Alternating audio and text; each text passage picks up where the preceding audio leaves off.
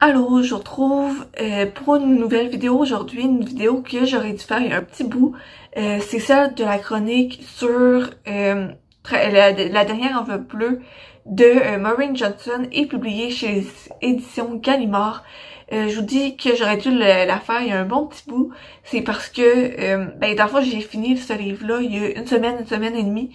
Et, dans le fond, je devais pas encore filmer, j'avais pas encore monté la vidéo.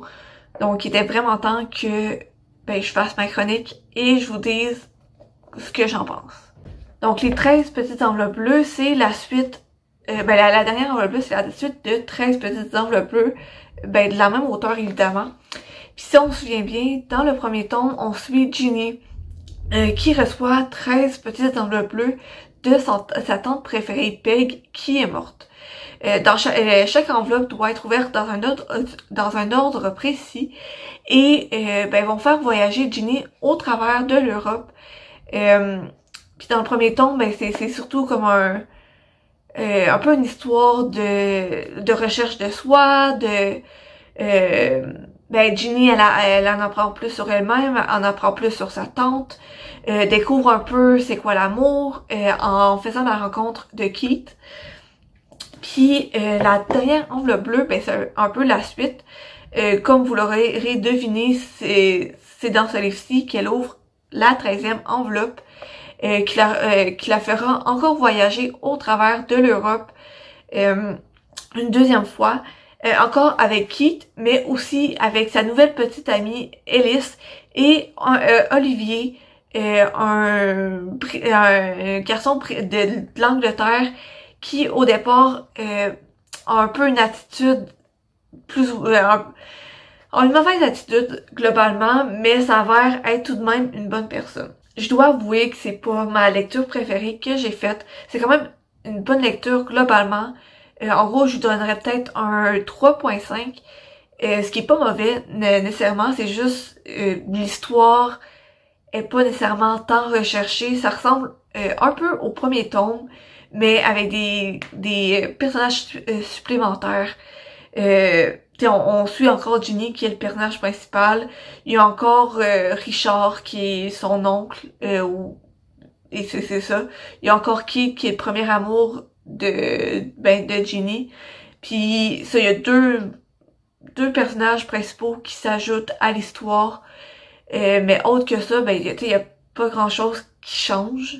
Mais sinon, ce que j'ai quand même bien aimé au travers de ce deuxième tome-là, c'est que on suit l'histoire d'amour un peu entre Ginny et Keith. Histoire d'amour qui prend un peu comme qui prend une tournure un peu drastique, si on peut dire, pour Ginny, quand elle se rencontre la raison pourquoi Keith lui parlait de moins en moins, puis c'était qu'il avait une nouvelle petite amie. Puis il avait décidé de pas vraiment lui dire parce que il savait pas trop comment lui dire. Puis quand il est arrivé chez lui pour lui dire hey, j'ai la 13e lettre, quand Ginny a vu qu'il y avait une autre fille dans son appartement puis qu'il avait de l'air proche, Ellis avait de l'air très proche avec Keith, lui il a déduit qu'elle savait, que Ginny savait dans le fond qu'il y avait une nouvelle petite amie.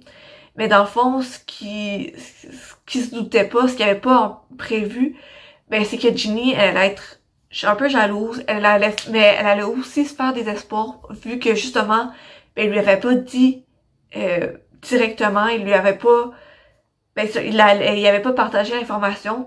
Donc, pour Ginny, il y avait encore une possibilité qu'il y ait quelque chose entre eux, parce que justement, il avait laissé sous-entendre dans des échanges qu'il avait faits. Puis juste, encore une fois, il lui avait pas partagé l'information. Donc, pour elle, ce que ça voulait dire, c'est que, peut-être qu'elle allait laisser Ellis pour revenir avec elle.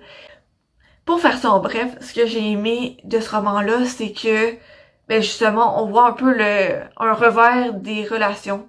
Puis, ça reste quand même un roman léger, puis facile à lire. Donc, globalement, j'ai quand même bien aimé ma lecture.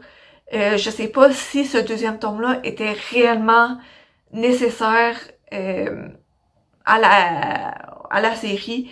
Le premier tome aurait très bien fait seul en lui-même, mais c'est quand même, je trouve ça quand même fun de voir un peu la continuité dans la relation de Ginny et Keith, puis encore dans la relation entre Ginny et son oncle Richard.